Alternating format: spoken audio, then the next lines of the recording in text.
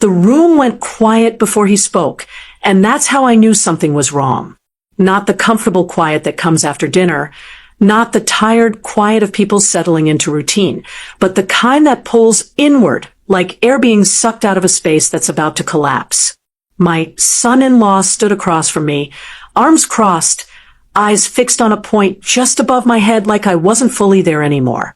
I was holding a dish towel, still damp, my hands moving out of habit, because habit is what you cling to when you don't yet know you're about to be erased. He exhaled slowly, the way people do when they're done pretending patience. Then he said it. You need to leave. He didn't shout. He didn't stutter.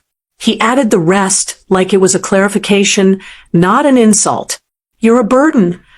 The word hit the room and stayed there, heavy and immovable, like furniture no one planned to move again. Nothing followed it. No explanation. No argument. No apology waiting in the wings. I turned immediately toward my daughter, because that's where truth lives when everything else starts lying. I didn't ask her anything. I didn't need to. I just looked at her, waiting for her voice to arrive and interrupt the moment. It didn't. She lowered her chin once. A small, careful nod. Not rushed. Not emotional. A nod that said she had already agreed to this in private. That was the moment my body understood what my mind was still catching up to. This wasn't a fight. This was a removal. The silence afterward pressed down on all of us. The clock kept ticking. The refrigerator hummed. Somewhere outside, a car door slammed and laughter floated past the window, careless and distant. Life kept moving like nothing important had just ended. I felt my chest tighten, not with panic, but with a clean, slicing clarity that took my breath for half a second. My son-in-law shifted his weight when he realized I wasn't crying. His shoulders relaxed just a bit, like a man relieved his problem wasn't going to be loud. He started talking again, calmer now, the way people speak when they believe they've already won. He said he needed peace. He said he needed his home back. He said he and my daughter needed space to move forward as a family. He didn't raise his voice again because he didn't think he had to. He believed the decision was final. My daughter stayed seated at the table, hands folded tightly in her lap, eyes fixed on the wood grain, like studying it would keep her from having to own what she had done. I noticed things in that moment I will never forget, the way she didn't say my name, the way her silence leaned toward him, the way her nod had given his words permission to exist. If you're watching this right now, tell me the time where you are, because moments like this don't land the same in the morning as they do at night when you're already tired of holding yourself together. I listened without interrupting, not because I didn't have words, but because listening was showing me exactly who they believed I was. What I heard wasn't frustration. It wasn't stress. It was certainty. The certainty of people who think you have nowhere else to go. I set the dish towel down carefully, smoothing it once with my palm, and felt something go still inside me. Not sadness, not anger, control. I met my daughter's eyes again, long enough for her to know I had seen the nod clearly and understood it fully. She looked away first. He waited for me to beg. He waited for tears, for bargaining, for me to list everything I had ever done, so he could dismiss it as too much. I gave him none of that. I stood there quietly, letting the silence stretch until it stopped protecting them and started pressing back. That was when I introduced myself, not to them, but to myself. My name is Ardella Morris, and I have lived long enough to know when I am no longer welcome where I once helped hold the walls up. That nod told me everything I needed to know. The next morning, the house moved like it had already been edited. My presence cut out the way people trim a photograph and pretend the missing part never mattered. My daughter didn't come to the kitchen to speak to me alone. She didn't ask if I slept. She didn't check my face the way she used to when she was little, and I'd come home tired from work. Instead, she stayed close to her husband, orbiting his mood like it was the only weather that counted. He didn't avoid me either. He acted like the night before had been necessary housekeeping, like he'd swept something unsightly into a corner and now expected applause for creating peace. That was the first time it clicked in my bones. They didn't see me as help. They saw me as a phase. Something temporary that had outlasted its purpose. Something you tolerate until the real life begins again. He proved it in the way he started talking about the future, as if I wasn't standing right there in the present. He opened the refrigerator and spoke over his shoulder, casual and confident, listing needs and plans the way a man lists repairs for a home he believes he owns. "We need to reset," he said, not looking at me, not needing to. "We need to get back to us." My daughter hummed in agreement, soft and automatic, like she'd memorized the harmony. He poured coffee, leaned against the counter, and said the words that were supposed to make everything sound reasonable. "We're trying to grow as a real family." He said it like a slogan, like something he'd practiced until it came out smooth. The sentence was built to sound noble, but it carried a message underneath it that was sharp enough to draw blood. I was not part of that real family. I was the extra weight around its ankle. And the way he said it told me he'd been telling himself that story for a long time. It wasn't just about space. It was about status. It was about control. My daughter lifted her eyes to me, once, quickly, then dropped them again. I saw shame pass through her face for a second, but it didn't change her posture. Shame doesn't stop betrayal when someone is already committed to the comfort it buys. He kept dressing his meaning in polite words. "It's not personal," he said, voice calm, palm open like he was offering a gift. "It's just time. It's time for us to move forward." He made forward sound like a direction I was blocking, like I was a closed door between them and their happiness. He never said thank you for anything I'd done. He never said he appreciated the way I tried to stay out of the way. In his mind, those things didn't count because he had filed me under something else, dependent, temporary, financially irrelevant. That last one sat beneath everything, quiet but powerful. He spoke with the certainty of a man who believed I had no real leverage. He believed my role in that house was emotional, not practical. He believed I was there because I needed them, not because anything had been arranged, handled, maintained. That belief shaped his tone. It shaped the way he stood with his shoulders loose, like nothing could surprise him. It shaped the way he spoke to my daughter in front of me, low and intimate, as if I was furniture. "We can finally have our space," he murmured, and she nodded again, smaller this time, like she was trying to keep the peace by shrinking her own conscience. Later, when she passed me in the hallway, she brushed my elbow lightly, a gesture that looked like comfort from a distance, but felt like a warning up close. "He's just stressed," she whispered, eyes darting toward the living room where he sat scrolling his phone like a king checking reports. "He wants things to be normal." Normal. That word carried its own cruelty. Normal meant life without me in it. She spoke like I was a temporary inconvenience their marriage had been forced to accommodate, a season they were ready to end. He came down the hall with his keys in his hand and paused near the doorway, glancing at my shoes lying neatly by the wall. "We're going to need to make some changes," he said, voice mild, like he was talking about replacing curtains, "just so everything can work." Then he smiled quick and thin and added, "You understand. You've always been practical." He used the compliment like a rope, expecting me to tie myself up with it. I looked at my daughter again, not to beg, not to argue, but to see if there was any part of her left that would stand still long enough to feel what she was doing. Her face stayed composed. Her hands stayed busy. Her silence stayed loyal to him. And that was when the smallest detail finally made sense, the way they kept talking about space and forward and normal, the way they spoke like the house was a future project that needed me removed before construction could begin.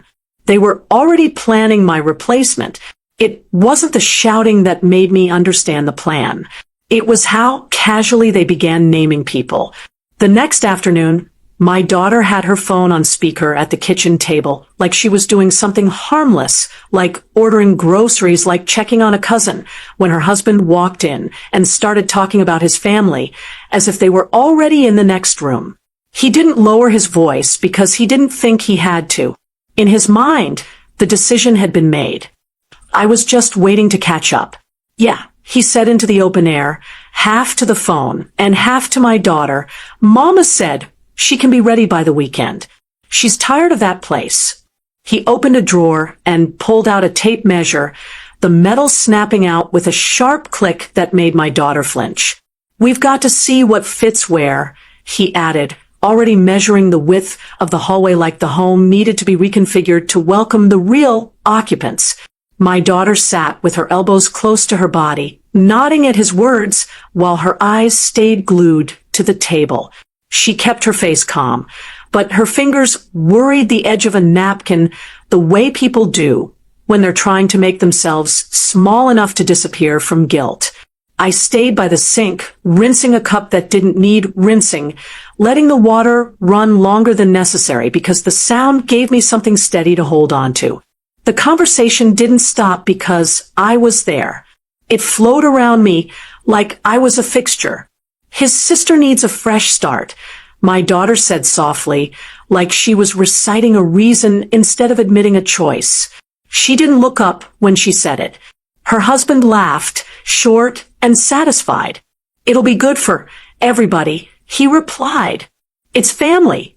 That word always comes out smooth when someone is using it as a weapon. He turned to me, then, not to include me, but to perform fairness. It'll only be for a while, he said, voice gentle in that way that feels like a hand on the back guiding you toward the door, just until they get on their feet. He said it like my own feet didn't matter, like my stability was negotiable, but theirs was sacred. My daughter's phone chimed, and she glanced down, reading a message, then quickly tilted the screen away from me even though I hadn't moved closer. That little motion told me everything about how long this had been discussed without me. They weren't planning out loud for the first time. They were confirming arrangements. The rest of it came in fragments, dropped into conversation like everyone involved already understood the rules. Mama don't like stairs, he said, flipping a kitchen chair around and sitting in it backward, arms resting over the back like he owned the space. So we'll give her the downstairs room. Downstairs room. He didn't say guest room. He didn't say spare room. He said it like it had already been assigned. My daughter's lips parted, as if she wanted to correct him, to remind him that it wasn't his to give away like that, but the words never came. She swallowed them. What about your brother? She asked instead, voice quiet, careful. He waved his hand. He can take the other room or the couch. He don't mind. He just needs somewhere to land. Somewhere to land. That phrase floated through the room, like an excuse dressed up as necessity. My daughter nodded.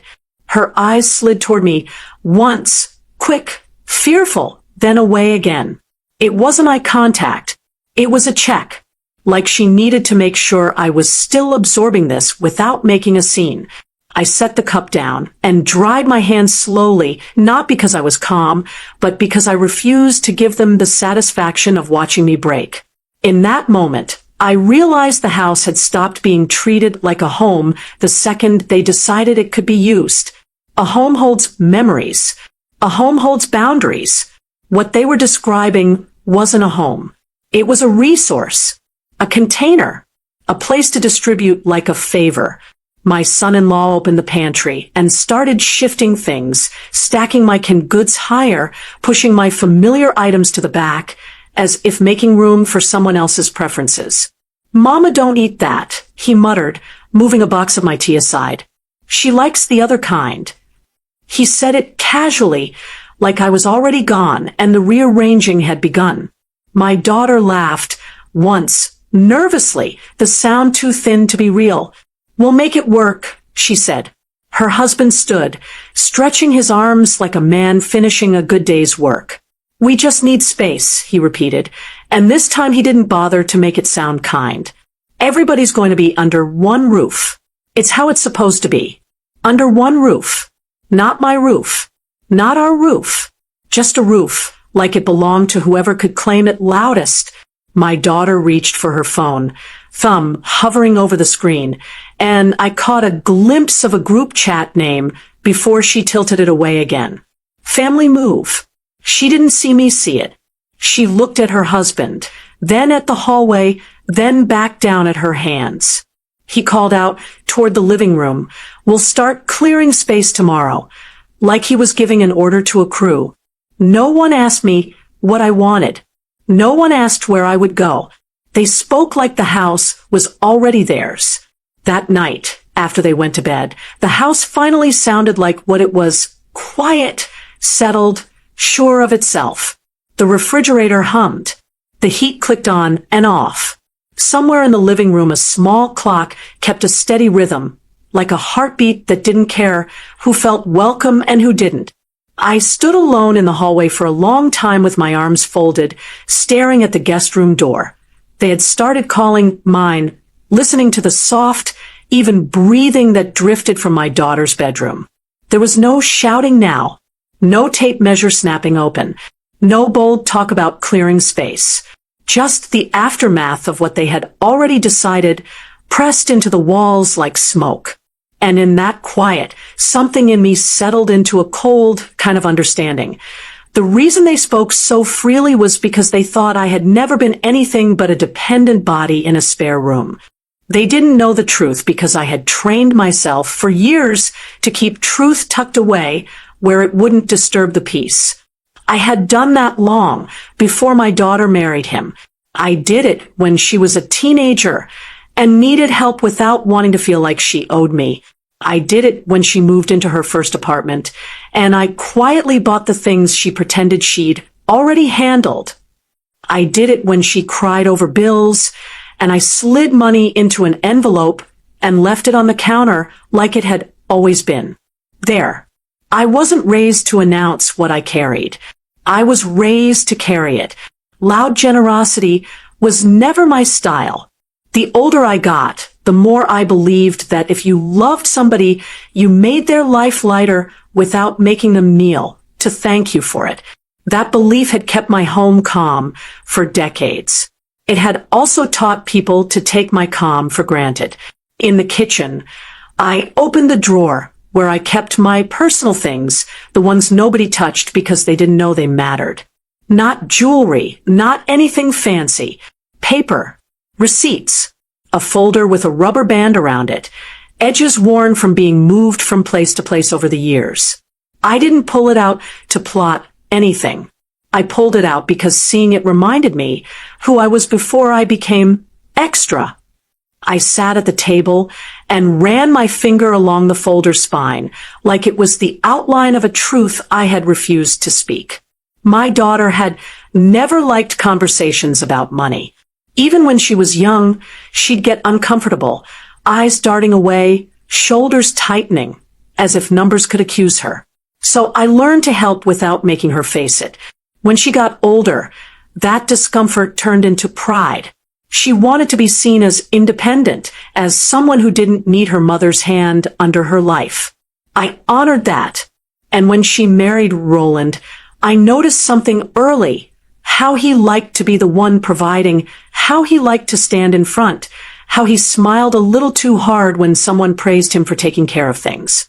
Men like that don't like to feel assisted. They like to feel in charge. So I kept my help quiet. I didn't correct his assumptions because correcting them would have caused friction. And I had grown tired of friction. I had wanted peace. Not applause. Not credit. Peace. The kind of peace that lets you sleep. The kind of peace that keeps your daughter's life from cracking open. I told myself that if my support stayed invisible, it would stay accepted. I told myself that respect didn't need receipts. But that night, sitting at my own table with their voices still echoing in my head, I understood the flaw in that thinking. Respect does need something when the people around you are hungry enough to rewrite your place in their story. Roland had looked at me like I was in the way, and Rowena had let him. They spoke about his mother taking the downstairs room like the room was his to assign. They spoke about clearing space tomorrow like I was already on my way out. And I had stood there at the sink, listening, letting my silence make it easy for them to continue. That's the part that stung. Not because I was ashamed of being quiet, but because my quiet had been mistaken for permission.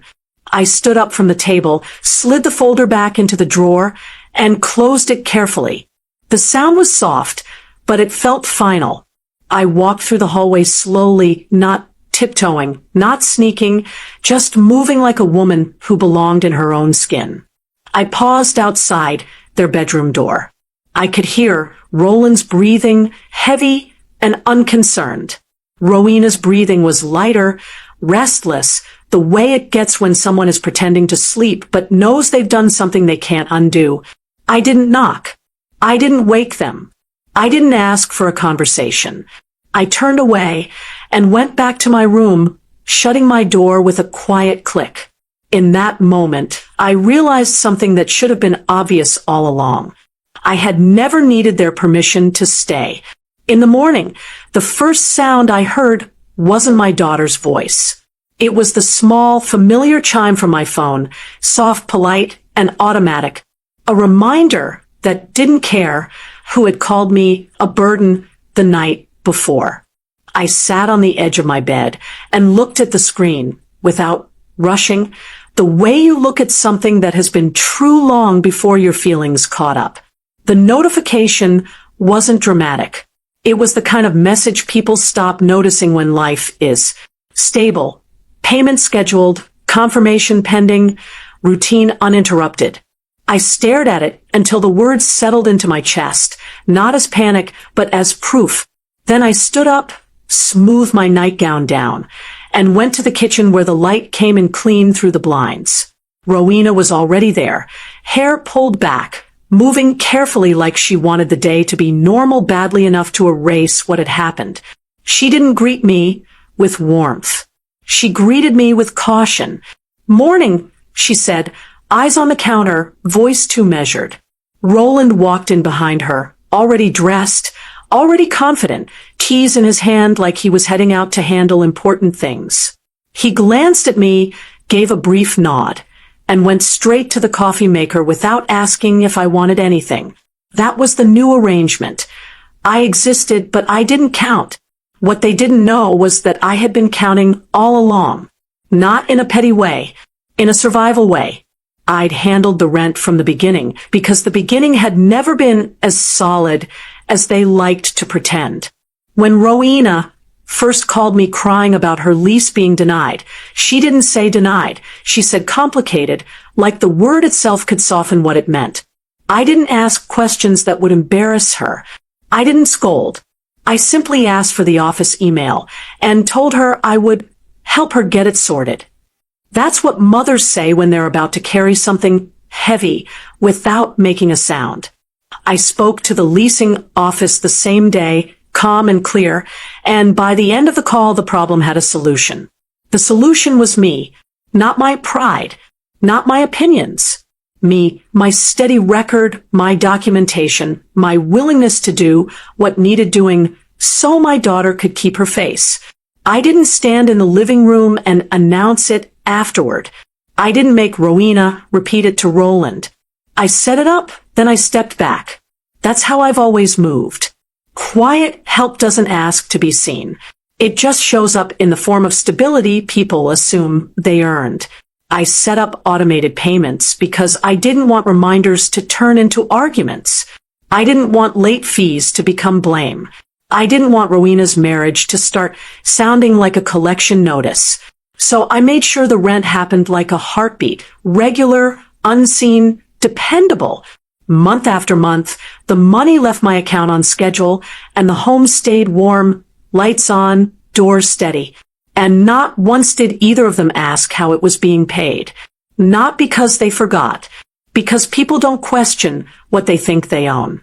Roland spoke like a man who believed he had built the roof over his head with his own hands. He carried himself like the provider even when he didn't know what was keeping the ground from shifting beneath him. Rowena let him believe it because it made her life easier. It kept peace in her marriage. It let her avoid uncomfortable conversations.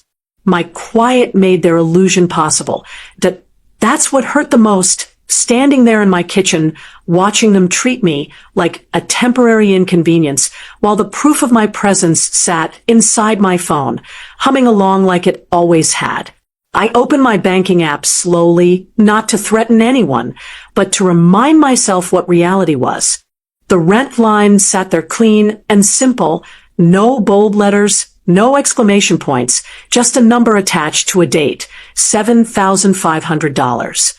I said it out loud, once softly, to myself, 7,500. Not angry, not proud, just factual. Roland laughed at something on his phone and showed Rowena a clip, both of them smiling like the house hadn't just turned cold for me.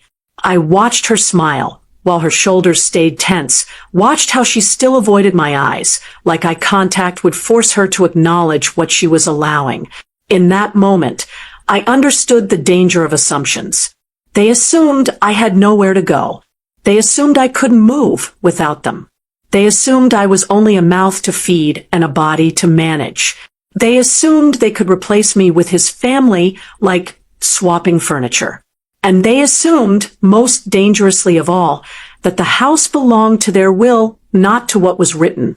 Assumptions are dangerous when paperwork exists. That evening, the house took on the careful, staged, quiet people use when they want to pretend something didn't happen.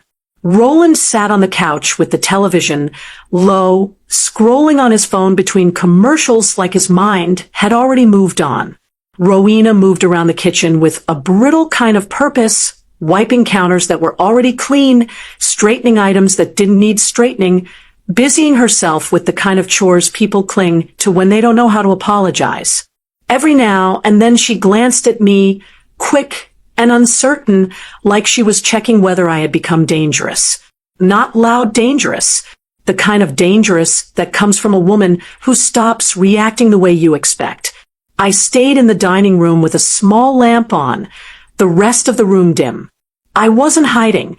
I wasn't sulking. I was simply sitting still, listening to the way their voices rose and fell without ever reaching for me. Roland laughed once, not kindly, just amused at something on his screen. "See," he said to my daughter, holding up the phone. "This what I'm talking about. People be letting folks run over them, and then crying after." He didn't say my name, but the message slid across the room like a knife that didn't need to touch skin to cut. Rowena gave a small sound in response, half agreement, half discomfort, and kept wiping. The air felt thick with the things she wouldn't say. I could have argued.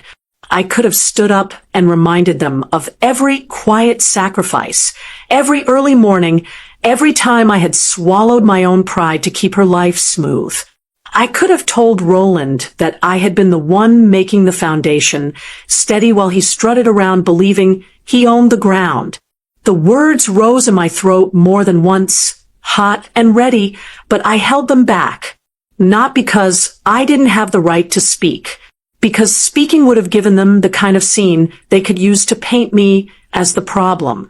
Roland wanted a reaction. He wanted proof that I was emotional, unstable, too much. He wanted to point at my hurt and call it drama. I refused to hand him that. Silence is not weakness when it's chosen. Silence is strategy when you understand the room you're in. Rowena finally came to me when the dishes were done and the kitchen lights were off. She didn't sit across from me like an adult owning her choice. She hovered near the edge of the doorway, arms folded, voice lowered like she was afraid of being heard. "Mama," she said, and even that sounded unfamiliar coming out of her mouth, like she hadn't used the word with sincerity in a while. I looked up at her, without softening my face. She swallowed. "He didn't mean it like that," she whispered. "He's just under pressure." The way she said pressure told me she was asking me to do what I had always done. Absorb it, make it easier, carry it quietly, so she wouldn't have to. I didn't answer right away. I let the silence sit between us, not as punishment, but as a mirror. She shifted her weight from one foot to the other. Her eyes flicked toward the living room where Roland sat, then back to me. "We can talk tomorrow," she added quickly, like tomorrow could fix what had already been revealed. I heard the desperation under her words. Not desperation to protect me, desperation to restore balance. Because my calm was the thing that kept her world from wobbling. "Rowena," I said softly, and watched her shoulders tighten at the sound of her name, like it made her accountable. She leaned forward slightly, as if waiting for me to reassure her. I didn't. I let my gaze rest on her face until she looked away again. That told me everything about how much of her was still mine. "You should get some sleep," I said, voice even. No warmth. No anger. Just a sentence that closed the conversation. She stared at me, confused, like she had expected me to bargain for love. "That's it," she asked, the words slipping out before she could stop them. I nodded once. A small nod, the same size as the one she had given Roland. She flinched at the reflection of herself. "Good night," I said, and turned my attention back to the lamp, to the quiet, to my own breath. Rowena stood there for another second, then retreated down the hall. I heard their bedroom door open and close. Roland's voice drifted out, low, pleased. "See," he murmured. "Told you. She gon' be all right." He said it like he had tamed something, like he had won. A little while later, the house settled into sleep. I passed their door once and heard Roland's breathing, deep and steady, the breathing of a man who believed the problem had been handled. Rowena's side of the bed stayed quieter, lighter, like she was awake under the covers, staring at the ceiling with guilt she didn't know what to do with. I went into my room and sat on the edge of the bed, without turning on the overhead light. My phone lay on the nightstand, screen dark, silent, full of facts that didn't need my voice to be true. I could have fought them with words. I chose something else. They thought silence meant surrender. Morning arrived like nothing had changed, and that was the part that hardened me. The light came through the blinds the same way. The floorboards made the same soft complaint under my feet. Roland's alarm went off, then stopped, then the house fell into that brief lull, before people decide who they're going to be for the day. I sat on the edge of my bed with my robe tied tight, phone in my hand, and listened to the sounds down the hall. Water running, a drawer opening, Rowena's steps moving lightly like she didn't want to wake a problem. Nobody knocked on my door. Nobody came in to talk. Nobody asked if we were going to address what had been said. Silence had become the new agreement, and they were comfortable with it because they believed it belonged to them. I didn't pray for strength in that moment. Strength wasn't what I needed. I needed clarity. I unlocked my phone, scrolled past messages I didn't feel like answering, and found the contact I had saved months ago from a church sister who once told me, "Baby, if you ever need movers, don't play with these little boys and their pickup trucks. Call somebody who does it right." I pressed the number and put the phone to my ear. The woman who answered sounded awake and busy already, the kind of voice that makes you sit up straighter. "Good morning, this is Dispatch," she said. I told her my name, my address, the size of the job, and the time frame. I didn't tell her why. I didn't offer a story. I didn't say my daughter betrayed me, or that my son-in-law had called me a burden, like he was throwing trash out.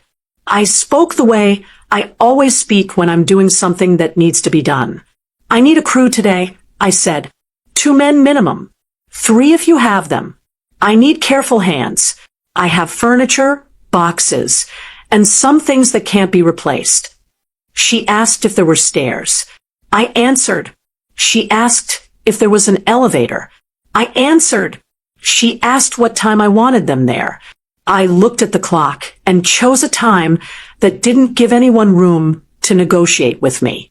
10, I said, and I'll need a truck. She didn't hesitate.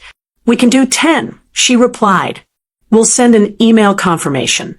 You'll get a text when they're en route. I thanked her, ended the call, and sat still for a second, listening to my own breathing. My hands were steady. My chest felt tight, but not with fear, with containment. The kind of feeling you get when you've closed a door inside yourself and locked it. I opened my email and watched the confirmation land. It came with a subject line that looked harmless to anyone else. Moving service. Confirmed. I stared at it and felt something cold settle deeper into me. Then I stood up and began. Not dramatically, not angrily, like a woman who had already made her choice the night before. I pulled my suitcase from the closet and set it on the bed. I started with the things people never notice until they're missing: my medications, my documents, the folder from the kitchen drawer, the small jewelry box that held my mother's ring, and a couple of old church pins. I laid everything out neatly, not because I was calm, but because order was the only way to keep my mind from cracking open.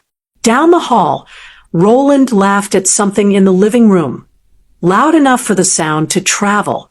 He was relaxed. That laugh told me he still believed the story he'd written about me. I heard Rowena in the kitchen clinking a spoon against a cup, making breakfast like routine could protect her. I didn't announce what I was doing. I didn't pull her aside.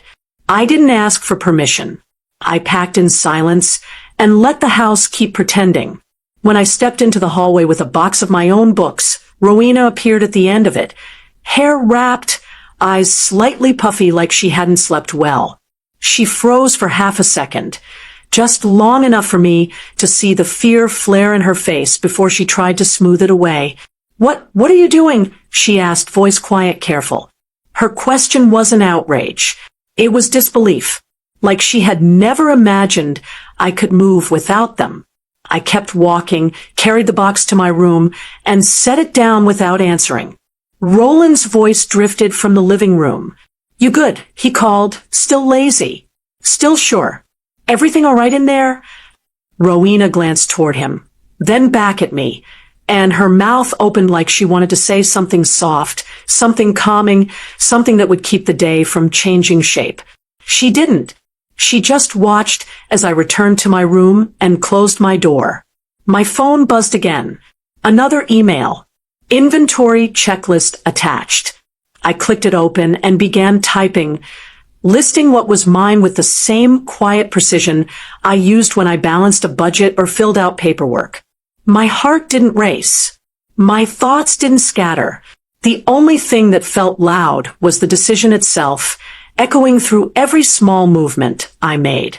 By the time the clock crept toward late morning, I had tape on my fingers and dust on my palms, and my life divided into stacks. I paused once, hand on a box, and listened to the house. Roland's laughter had faded. Rowena's footsteps had slowed. The air had changed, but neither of them knew why yet. By noon, boxes were stacked. The knock came sharp and professional, not the soft tap of a neighbor, and not the impatient thud of someone who felt entitled to enter. It carried a kind of certainty, like the person on the other side already had a schedule, and my house was one stop on it. I opened the door, and 2 men stood on the porch in clean work shirts, clipboards in hand, a third behind them near the truck, checking straps. One of them smiled politely, eyes moving past me to the stacks of boxes in the hallway. "Miss Morris?" he asked. I nodded once. He held up a printed sheet with my name at the top and ran a finger down it like he was confirming a list he already trusted. We're here for the 10 o'clock, he said. We'll do a walkthrough first. Then we'll start loading. His voice was calm, practiced, neutral. No curiosity, no judgment, just process. He stepped inside with the other mover, shoes covered with those blue disposable booties that made the whole thing feel official, like a hospital visit, clean, controlled, unavoidable. Where would you like us to start? He asked, pen poised. Behind me, I heard Rowena's breath catch. She had been standing in the kitchen doorway, like she was waiting for the day to change its mind. The moment she saw the uniforms, the clipboards, the truck out front, her face shifted. The careful mask she'd been wearing cracked right down the middle. Mama, she said, barely a sound, like she was afraid speaking louder would make this more real. Roland came into view next, slower, yawning like he had all the time in the world. When his eyes landed on the movers, he paused, then let out a short laugh that tried too hard to sound casual. Oh, he said, glancing at Rowena, like they were watching a scene play out for their entertainment. So this what we doing now? He looked at me with a smirk that didn't reach his eyes. You hired movers? His laugh came again, but this time it had an edge, thin and nervous, like a man testing the floor and realizing it might not hold. All right, he added, voice rising slightly, trying to take control of the room. All right. We can all calm down. He waved one hand at the movers, as if they were part of a misunderstanding he could dismiss. Y'all can hold up a second, he said. It's a family thing. Emotional. The mover didn't respond to Roland. He looked at me instead, pen still poised, waiting for instructions. That quiet respect, that simple choice to address me, and not the loudest man in the room. I'd really appreciate your Roland support. in a way Please he didn't subscribe expect. and leave a comment. I didn't say a word. May God bless I stepped you. aside and gestured toward my bedroom, then toward the dining room boxes, then toward the hallway closet where I'd stacked sealed bags. The mover nodded, making small marks on his sheet. Bedroom first, he said to his partner. Then dining. Rowena's hands went to her mouth, then dropped. She walked 2 steps into the hall like she might physically block the process, then stopped herself, eyes flashing toward Roland again as if waiting for him to fix it. Roland tried to keep smiling. Ma, come on, he said, softening his tone the way people soften a voice when they think softness is control. Ain't no need for all this. He stepped closer, lowering his head like he was offering a private moment. You can stay until you figure it out. You don't have to act out. Act out. That's what he called my decision. Like my dignity was a tantrum. Rowena finally spoke, voice trembling. Where are you going? She asked. Her words came out fast, not angry, scared. Scared of what this meant, not for me, but for the shape of her life. I didn't answer. I turned and walked toward my room while the movers began rolling out the long padded blankets, draping them over furniture with practiced hands. The sound of tape ripping, the squeak of a dolly wheel, the low murmur of men coordinating. Those were the new voices of the house now. Roland hovered near the living room, trying to laugh again, trying to make it sound like everything was under control. She'll be back, he muttered to Rowena, loud enough for me to hear, like he needed the words to be true. She always come back. She don't got nowhere. The way he said nowhere wasn't concern. It was confidence. Confidence that I belonged in whatever corner they gave me. Confidence that the world outside their house would swallow me. I saw Rowena's shoulders sag at that, as if part of her wanted to believe him because believing him meant she didn't have to face what she had allowed. She followed the movers with her eyes like she was watching a funeral procession she hadn't prepared for. One mover paused near my dresser and asked, "Any fragile items in these drawers, ma'am?" His voice was gentle, respectful. I nodded and pulled out a small velvet pouch, handing it to him, without explaining. He placed it carefully in a labeled bin. Roland's gaze tracked that pouch like he was trying to understand what he was watching. He didn't know what my things meant. He only knew his control was slipping. When the movers carried the first large item, a chair I'd sat in every morning for years, Roland stepped forward automatically, then stopped himself, uncertain. Rowena's eyes filled, but no tears fell. She looked like a woman watching the last proof of her childhood leave the house and realizing she had helped push it out. Roland cleared his throat, tried again. "This is extra," he said, forcing a chuckle. "You being extra for no reason." He looked at the mover like he expected an ally. The mover didn't look back. He just kept working. The truck door outside opened with a metallic groan. Something heavy thudded into place. The sound echoed through the house like punctuation. Roland's smile slipped for the first time. His eyes narrowed, not with anger, but with calculation, like he was trying to figure out what I knew that he didn't. Rowena's phone buzzed on the counter. Then Roland's. He pulled his out, glanced down, and I saw his posture change before he even spoke. His shoulders stiffened. His mouth tightened. Rowena's face drained when she saw his expression. "Who is that?" she whispered. Roland didn't answer her. He stared at the screen, thumb hovering, then swiped to answer with a forced brightness that didn't match his eyes. "Hello," he said. The voice on the other end spoke long enough for his face to shift again, and he glanced toward me like the call had found me through him. Then the leasing office called, not me. Roland turned his back toward the hallway like he didn't want the movers to hear him panic. He stepped into the living room, lowering his voice the way people do when they think control lives in volume.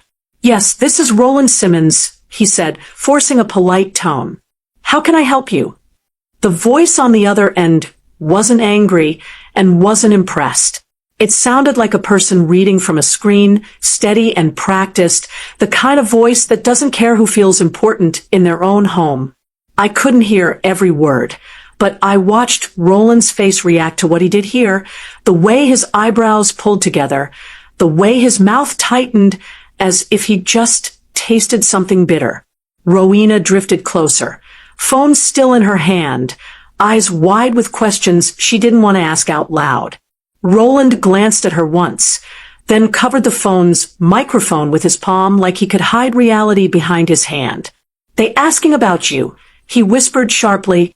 Rowena blinked. "About me?" she mouthed. Roland listened again, nodding too quickly.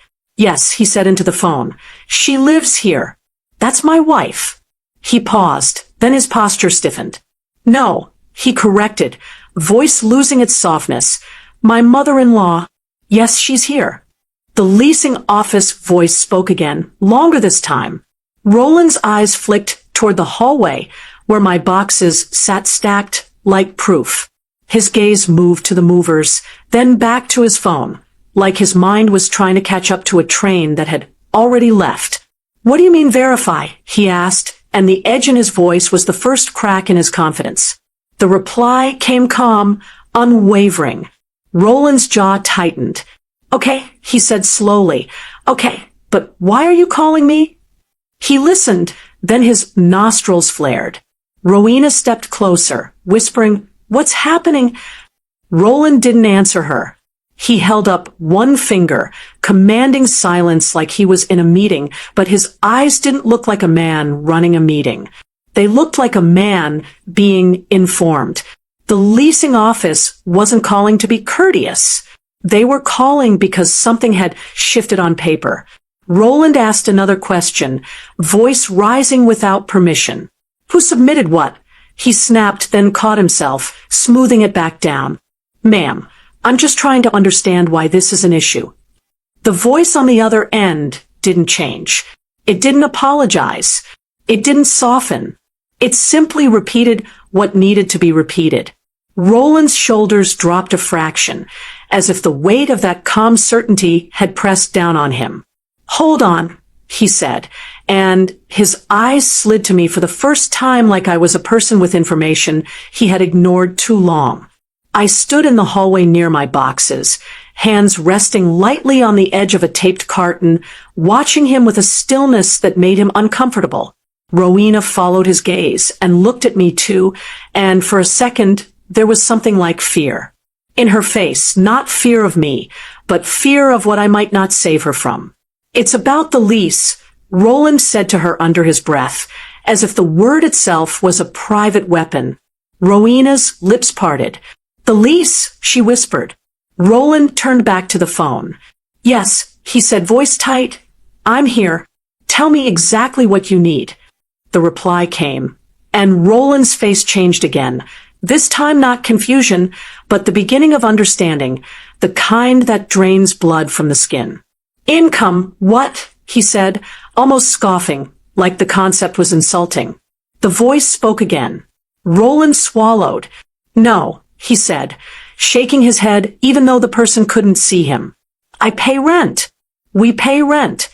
His voice broke on the last word, not with emotion but with the sudden realization that belief doesn't matter when policy is written. Rowena's hands trembled around her phone. "Roland," she whispered, and he snapped, "Not now." The leasing office continued, patient and firm. I caught fragments in the spaces between Roland's reactions, words like qualification, occupancy, review, not said like threats, said like facts. Roland's face tightened as if each word was another nail. "So you're saying," he began, then stopped listening again. His eyes widened slightly. "Her name," he repeated, and his voice came out lower, almost careful. "L." He glanced at me again, and I saw the first true fear in him, not fear of confrontation, but fear of something outside the room. Something that didn't care about his tone. He moved a step toward the hallway, phone still pressed to his ear, and for the first time he looked at my stacked boxes like they weren't just belongings. He looked at them like they were a decision with consequences. Rowena stepped closer to him now, no longer trying to pretend. "What are they saying?" she asked, and her voice cracked on the last word. Roland lifted his palm toward her without looking, a silent command to stop speaking, but his own breathing had changed. Shorter, tighter. The leasing office voice spoke again, and Roland nodded automatically, like his body had decided compliance was safer than argument. "Yes," he said, voice strained, "she is moving out. That's what this is." He paused, then his face tightened hard. "Wait," he said, and the word came out sharp, frightened. "If she's leaving, then why are you—" He stopped mid-sentence, listening as if the answer could change, if he held still enough. The voice on the other end didn't change. Roland's hand dropped from covering the microphone. He wasn't hiding anything anymore. He was trapped in it. Rowena's eyes stayed on him, begging, confused, ashamed. Roland's gaze stayed on me, and he looked like a man realizing he had been living in a story he made up because it felt good. The leasing office didn't care about stories. They cared about what was signed and what was verified. They explained it plainly, not cruelly. I was the primary income qualifier. Any change in who lived there required reapproval. My removal from the lease would automatically trigger a review. That review would decide whether the household still qualified without me.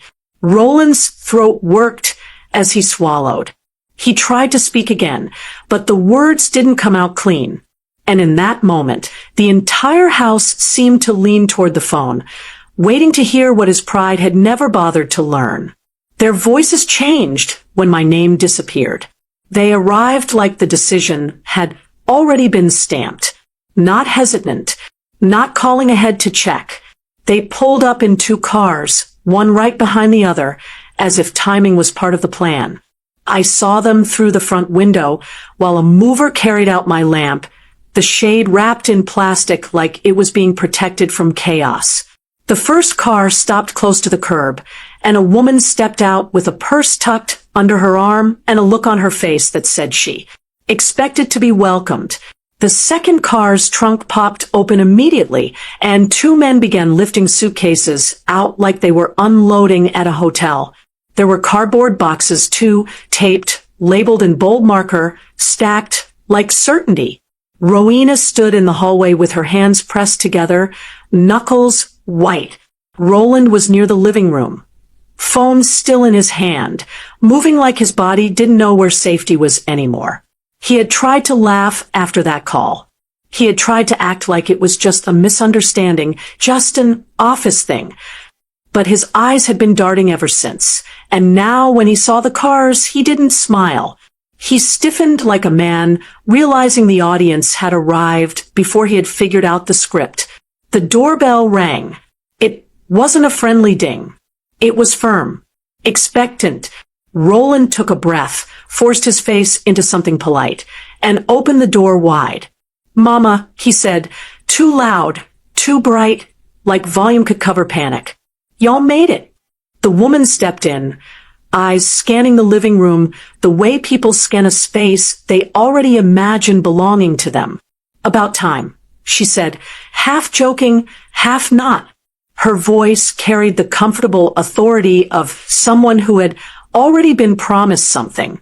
She looked past Roland and spotted me standing by the hallway, then paused, her smile faltering for just a second. Not because she respected me, because she hadn't expected me to still be there. Rowena's face tightened.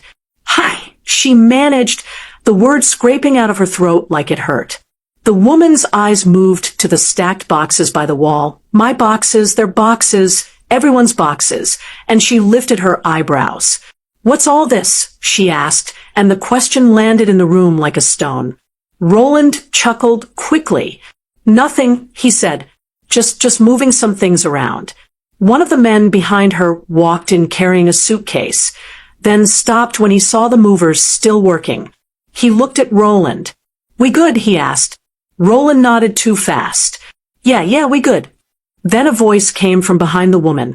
Another family member, stepping in with a phone in hand, irritated before they even crossed the threshold.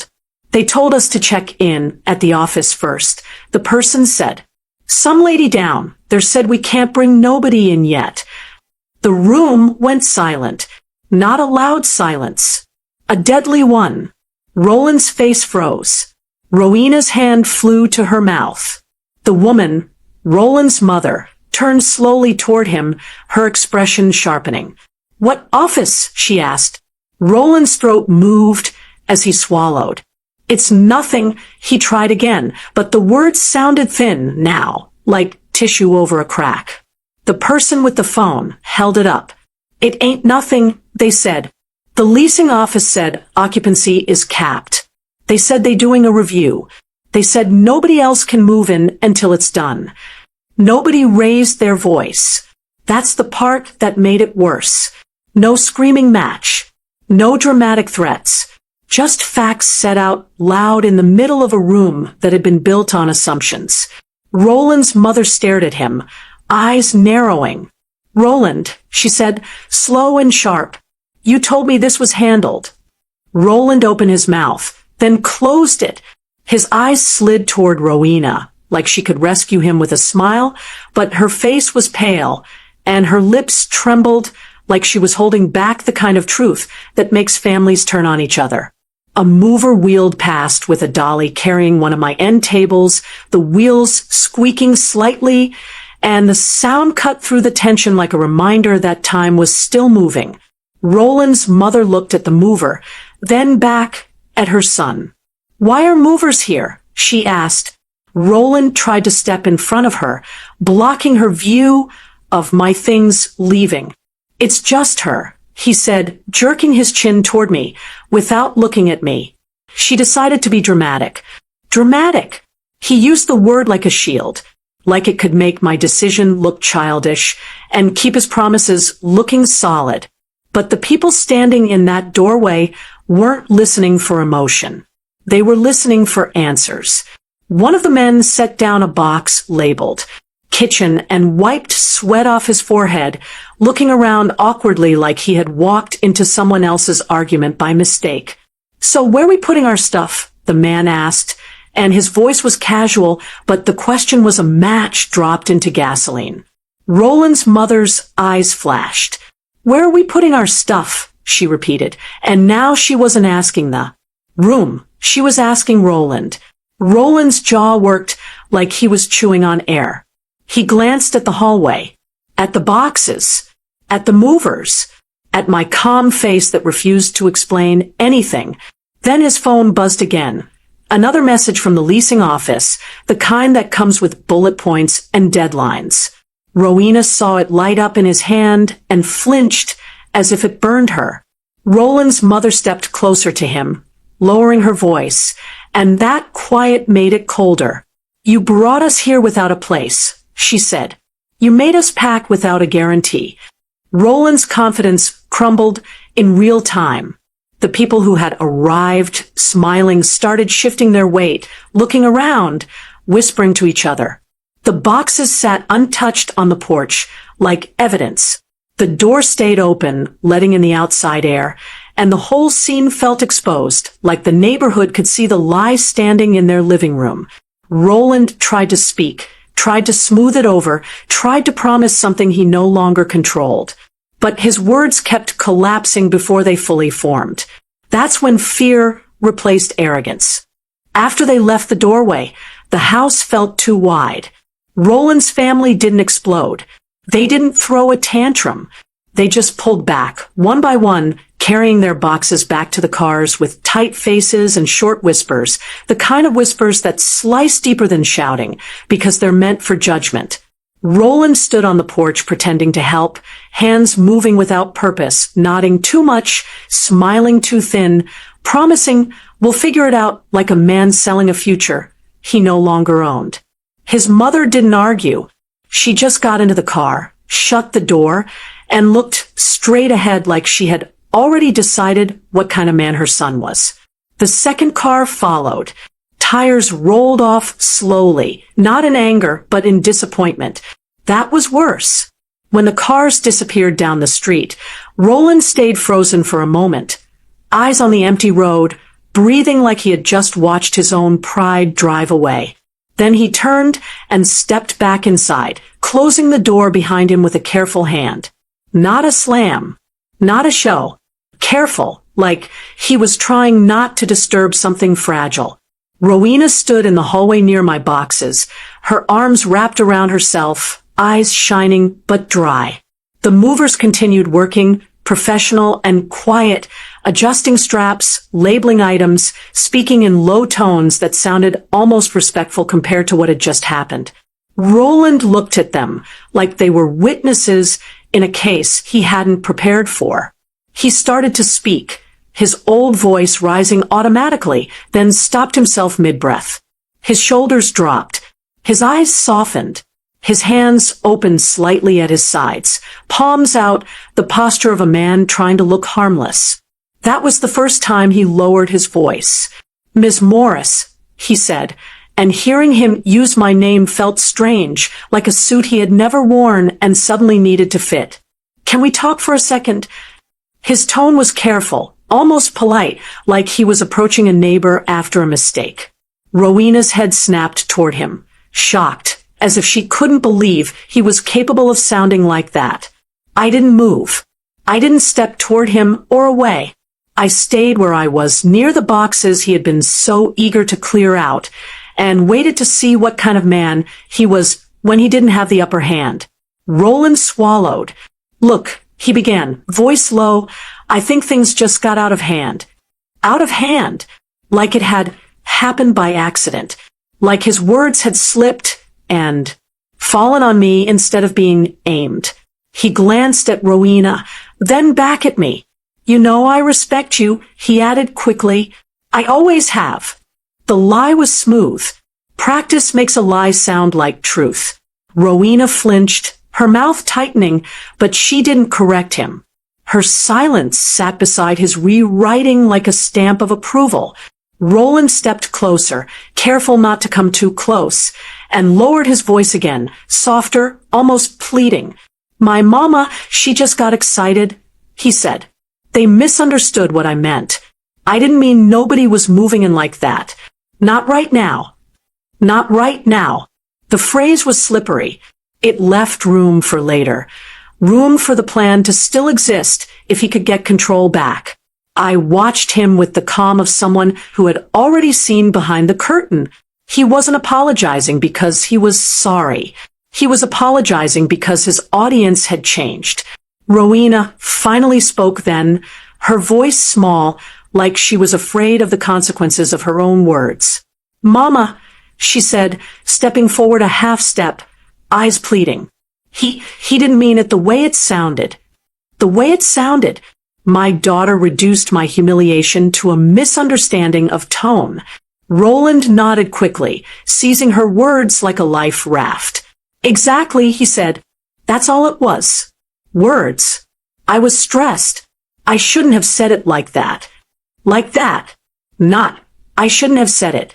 Just like that." He was sanding down the edges, trying to turn cruelty into poor phrasing.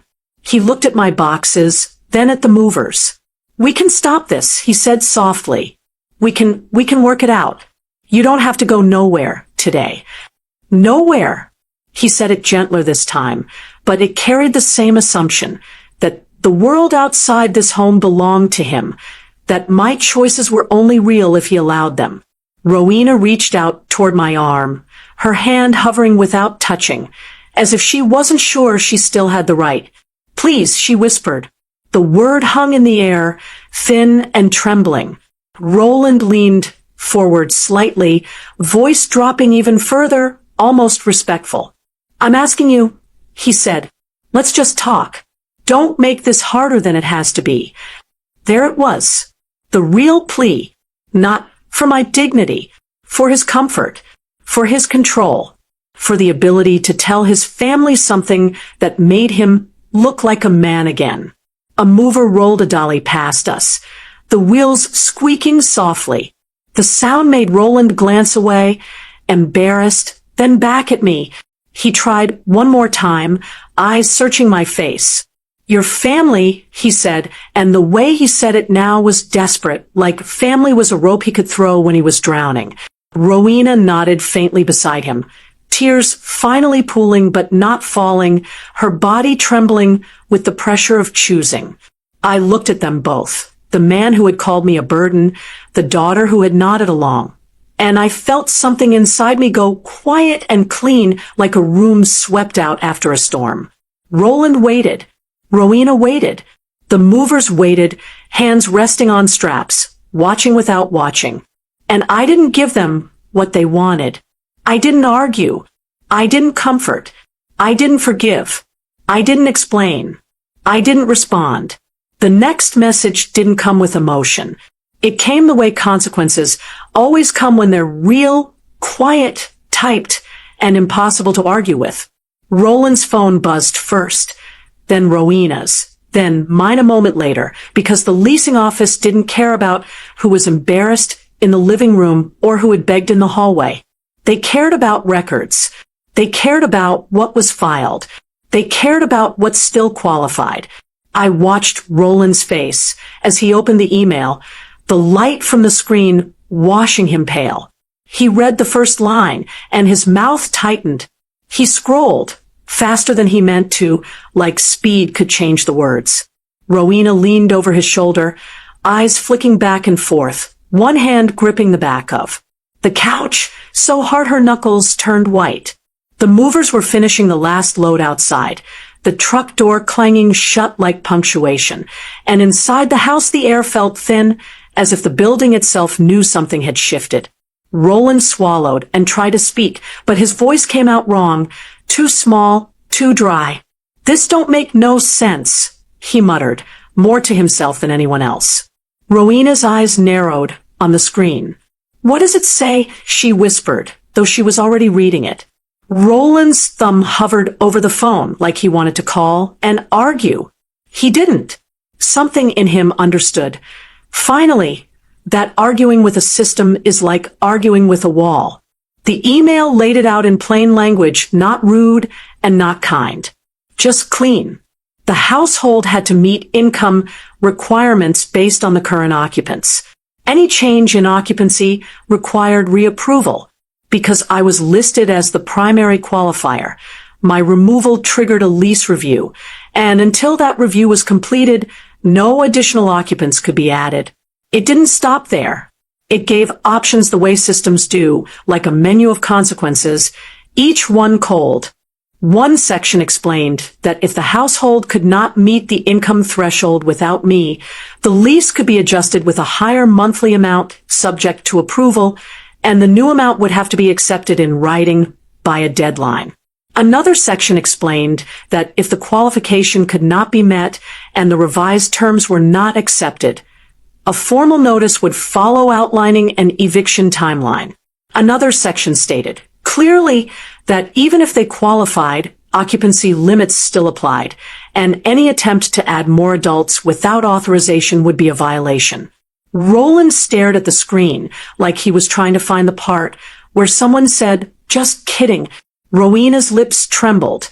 "So what do we do?" she whispered.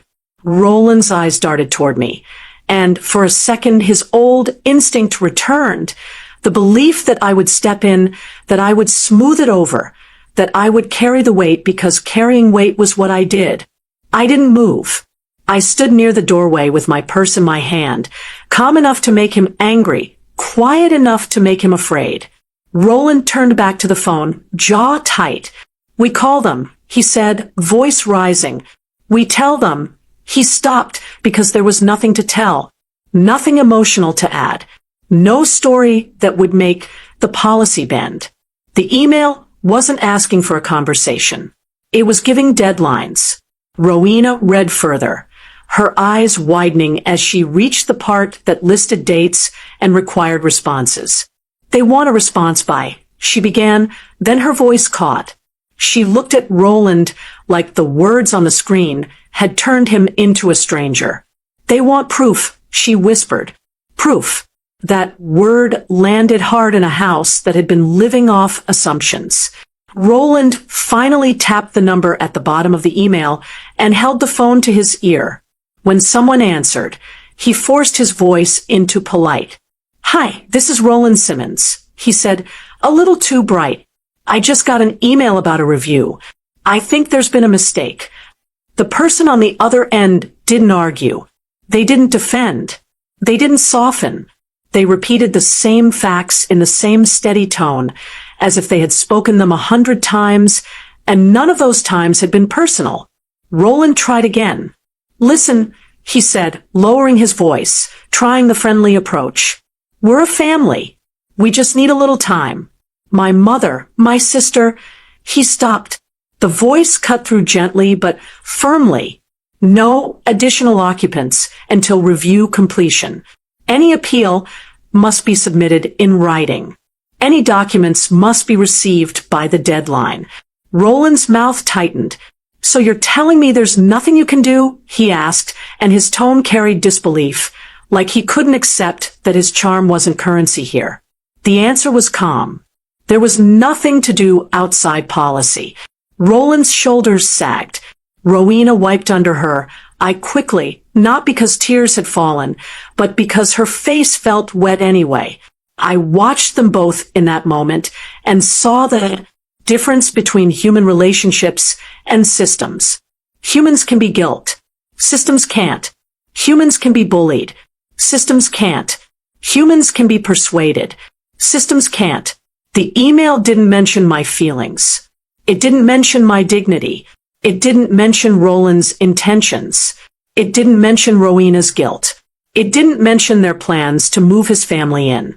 It didn't mention my role in their home beyond the line that mattered, qualifier removed, review triggered. And in every option the email offered, in every consequence it outlined, my name was absent as a solution. None of them included me. Roland ended the call slowly, staring at the phone like it had betrayed him. Rowena's voice came out small. "Mama," she began, and the words sounded like a reach for rescue. I didn't answer. I shifted my purse strap higher on my shoulder and felt the quiet inside me hold firm. The house was full of boxes and unfinished promises, but the most powerful thing in it was a deadline. Deadlines don't negotiate. Rowena waited until Roland stepped outside to make another call. He didn't slam the door, but he shut it hard enough to rattle the frame, like he needed the house to feel his frustration even if the leasing office didn't. His voice carried faintly through the walls as he paced the porch, trying on different tones, polite, irritated, charming, then quiet again, like he was searching for the right personality to bend a system that didn't care who he was. Inside, the living room looked stripped, not empty, but unsettled, like a place that had been rearranged without anyone agreeing to it. My boxes were gone from the hallway now, but the marks they'd left on the carpet remained, pale rectangles where life used to sit. Rowena stood near the kitchen counter, arms folded tight across her chest, staring at those marks as if they were fingerprints. Her face was tired in a way makeup couldn't hide. Her eyes were swollen, but she hadn't cried freely. She looked like a woman who had been swallowing emotion for days and was starting to choke on it. "Mama," she said softly, and this time the word didn't sound like a warning or a request. It sounded like a crack. I didn't answer right away. I set my purse on the chair by the door, slow and deliberate, and watched her the way I used to watch her when she was a child, and I could tell she was about to lie. Her lips parted, closed, then parted again. She walked closer, stopping a few feet away, close enough to be heard, but not close enough to be held. "Why didn't you tell us?" she asked, and her voice trembled on the last word like she already knew the answer might hurt. She tried to keep her face firm, like she was asking from logic, but her eyes betrayed her.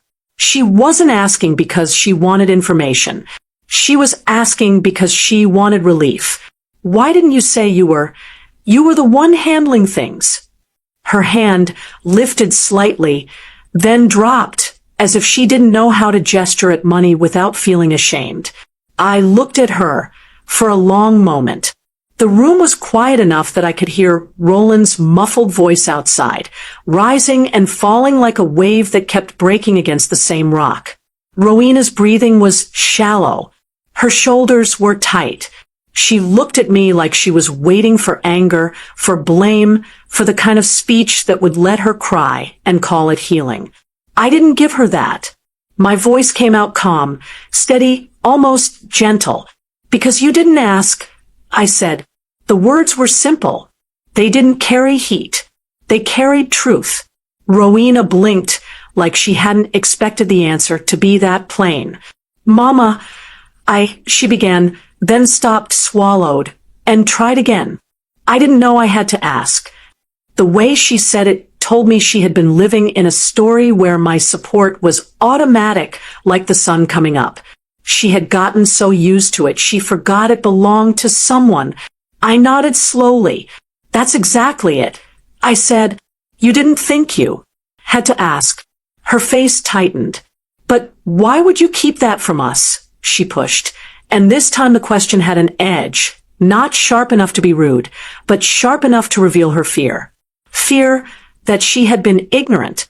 Fear that she had been careless. Fear that she had let her husband make decisions with half the truth. I kept my voice even. "I didn't keep it from you," I said. "I carried it quietly." Rowena's eyes filled now, tears finally sitting on the edge of falling. "You could have told Roland," she whispered, and her voice broke on his name like it hurt to say it. I watched her carefully. Would he have listened? I asked, not as a challenge, not as an argument, just a fact placed gently on the table. Rowena's mouth opened, then closed. Her silence answered me. I continued, still calm. "Your husband likes to feel like the foundation," I said, "and you let him. So I didn't embarrass him. I didn't embarrass you." Rowena shook her head slightly, tears sliding down now, quiet and uncontrolled. "But look what happened," she whispered. "Look where we are."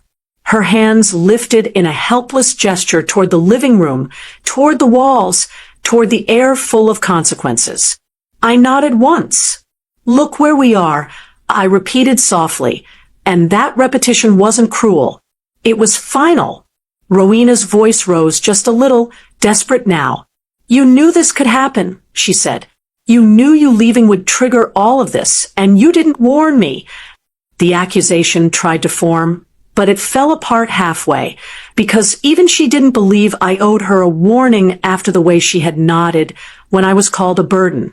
I stepped closer, not to comfort her, but to make sure my words landed where they needed to land.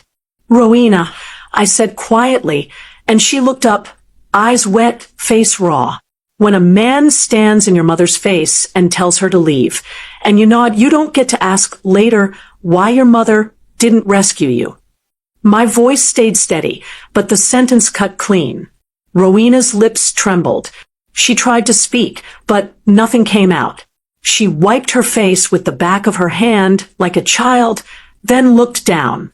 Outside, Roland's voice rose suddenly, frustrated, then dropped again, defeated. Inside, Rowena's shoulders shook once, a small tremor of regret. "I didn't think," she whispered. I nodded slowly. "I know," I said. "That's why this happened." She looked up again, eyes pleading for one last thing, for me to tell her it would be okay, for me to promise I'd fix it, for me to be the old version of myself. I didn't. I just watched her, calm and present, and let her sit with what she had chosen. Some lessons cost shelter. The morning I left, the house felt like it was holding its breath. The air inside was too still, the kind of stillness that comes after a storm has passed, but the damage is still wet. The living room looked ordinary at a glance. Couch, curtains, a throw blanket folded over the arm, but the emptiness around the edges told the truth. My picture frames were gone. The small lamp by the hallway table was gone. The corner chair I used to sit in was gone. Even the sound was different. Without my things, the house echoed slightly like a space that had been stripped of its softness. Rowena moved quietly barefoot, in a long shirt, hair loose around her face. She didn't have the energy to perform normal anymore. She kept glancing toward the window, toward the driveway, like she was watching for something that could stop time. Roland sat at the kitchen table with his phone face down, jaw tight, eyes unfocused. He looked like a man who had spent the night losing arguments with a screen. Every few minutes he picked the phone up, checked something, then put it back down like it was heavy. He didn't greet me. He didn't apologize. He didn't shout. He didn't know what version of himself would work on me anymore, so he chose silence and hoped it would look like dignity. I walked through the hallway slowly, carrying my purse and my small overnight bag, not because I was weak, but because I refused to rush as if I was being chased out. I paused by the doorway to the living room and glanced at the space where my things had been, not with nostalgia, with recognition. This was what it looked like when kindness was removed. A room can still be furnished and feel hollow.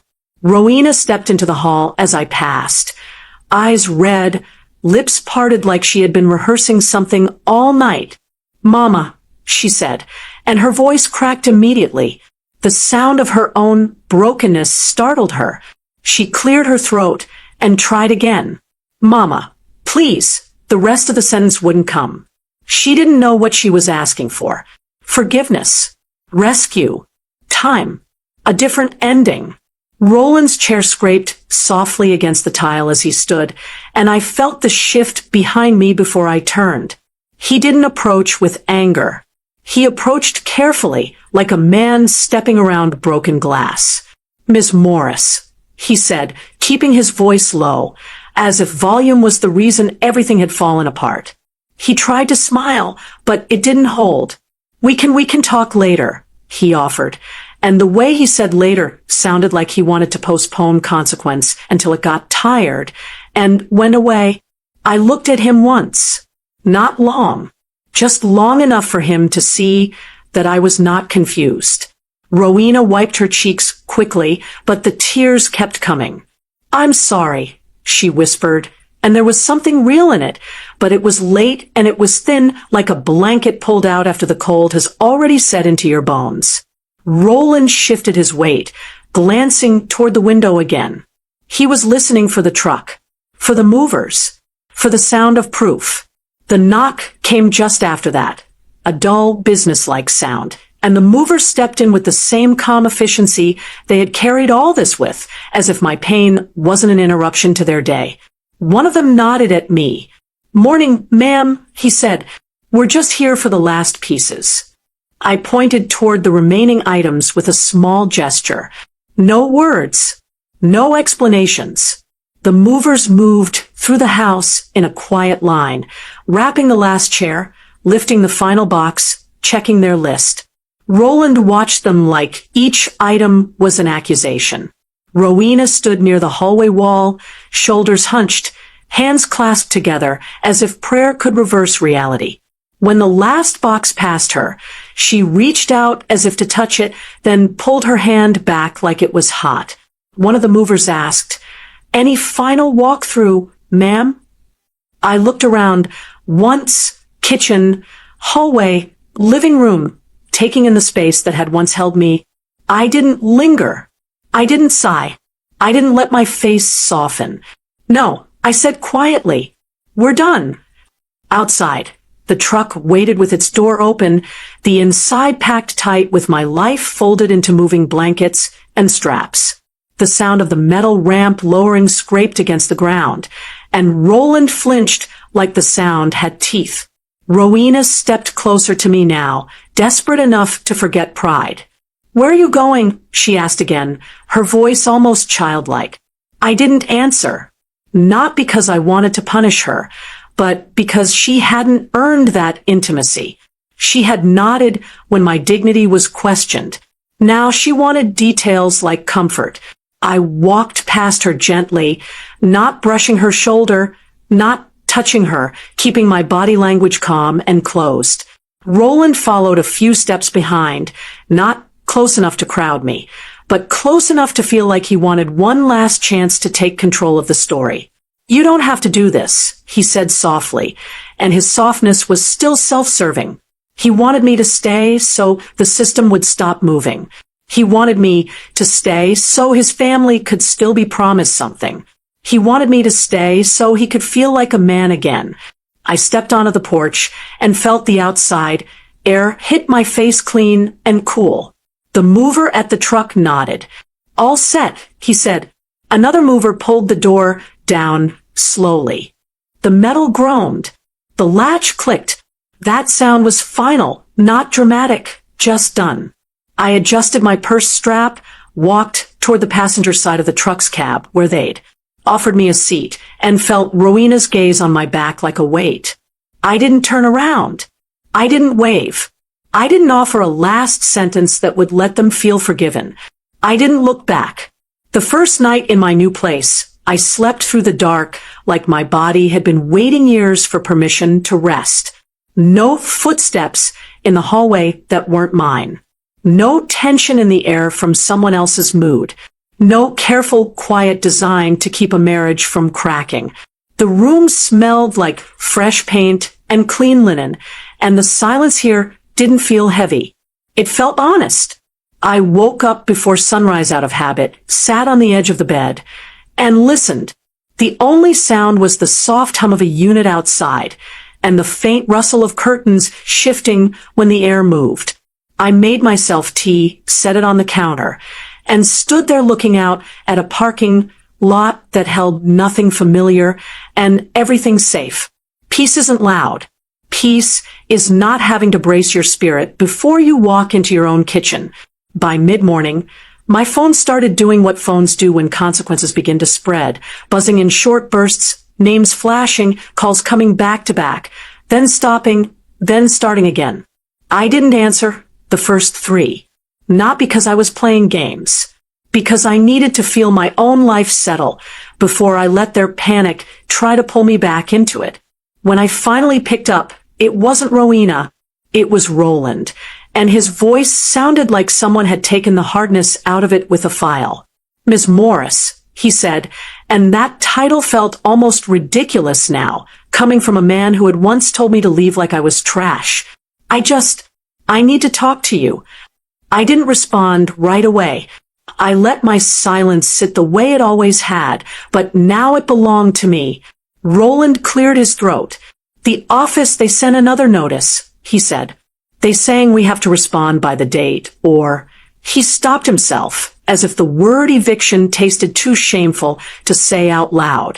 I could hear Rowena in the background, murmuring something I couldn't make out, her voice strained and small. Roland continued, rushing now. "We can handle it," he insisted, but his insistence was thin.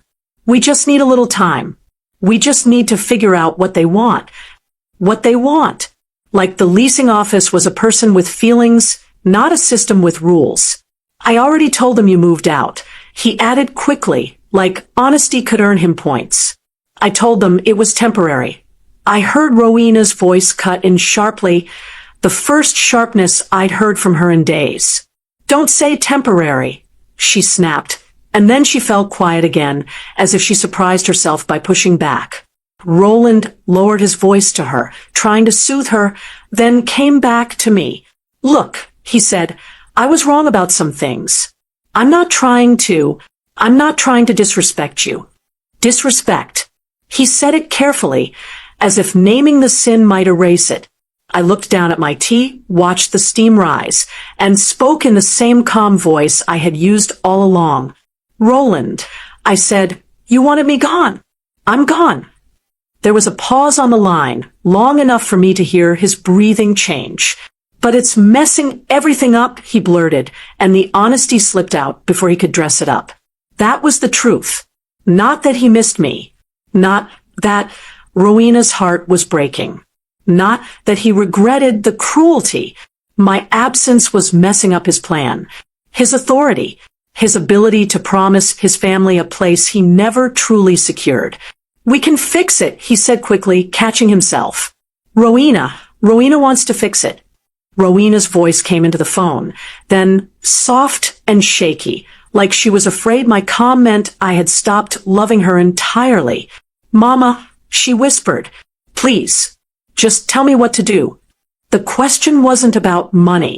It was about her own sense of power collapsing. She had built her life around letting Roland lead, and now she was staring at the cost of that choice. I didn't raise my voice. I didn't scold. I didn't gloat. "You're going to do what you should have done when he called me a burden," I said. "You're going to stand in your own house and tell the truth." Rowena made a small sound, half sob, half breath, and I could picture her covering her mouth the way she always did when she wanted to keep emotion quiet. Roland cut in, urgency back in his voice. "Miss Morris, please." I didn't let him finish.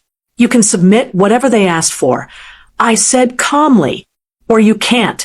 But you can't use me as a patch for a roof you tore apart." The silence that followed was thick, and for the first time, it wasn't my silence that carried the weight. It was theirs. The next few days told me everything without me having to ask. Rowena called once, voice raw, telling me Roland's mother had stopped answering him. Telling me the family group chat had gone quiet. Telling me Roland had been snapping at everyone, then apologizing, then snapping again like a man watching his image fracture and not knowing which piece to save. She told me in a small voice that he had tried to blame her for not warning him, and she had finally said, "I didn't know because you never asked." Hearing my own words come out of her mouth wasn't satisfying. It was sad, because it meant she had learned the lesson through loss, not love. The system never bent for them. No amount of pleading changed deadlines. No amount of family changed occupancy limits. No amount of pride changed what the lease required. Roland's authority collapsed the way false authority always collapses, quietly, publicly, and with paperwork. And Rowena understood too late that nodding along doesn't keep you safe. It just makes you complicit. I unpacked my last box on a Sunday afternoon, set my mother's ring in its place, and stood back to look at my small home. It wasn't grand. It wasn't anyone's dream. But it was mine, and mine meant no one could tell me to leave. I had peace, stability, and control, and none of it depended on being tolerated. They mistook kindness for weakness, and learned the difference when the roof disappeared. I'd really appreciate your support. Please subscribe and leave a comment. May God bless you.